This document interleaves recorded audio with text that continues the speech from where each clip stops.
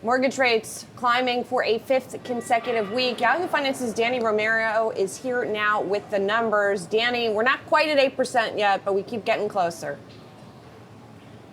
Julie, another blow to potential home buyers. Freddie Mac reported that the 30-year fixed mortgage rate hit 7.57% this week compared to last week where it was 7.49%. Like you said, we are getting closer and closer to that 8%, squeezing purchasing power. And again, it's important to highlight that this is the 9th consecutive week where mortgage rates have hovered over 7%.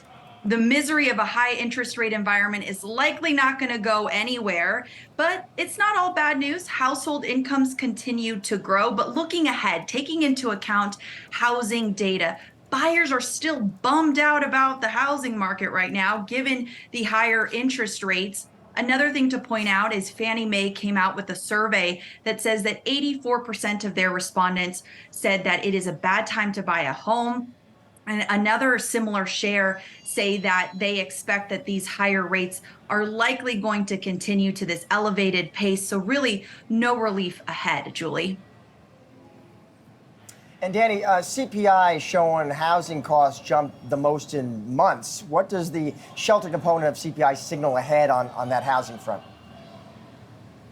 Josh, housing costs are still frustrating the Fed's fight against inflation. The shelter index from the CPI report came in at 0.6% increase over the last month. Also, it hit a 7.2% on a yearly basis in September. So once again, another big contributor to the monthly increase in inflation. And some reaction from Wall Street, some economists have been that the results of the shelter index was a lot larger than expected. Some economists were expecting some disinflationary momentum given the fact that real-time data shows that rents have come down, have flattened out on a yearly basis. But remember, CPI is a lagging indicator from real-time data. So what does this mean looking ahead?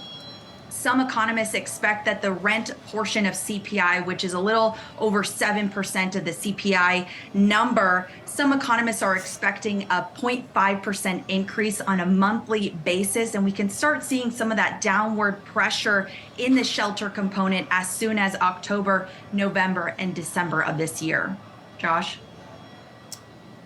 Dani Romero, thank you so much.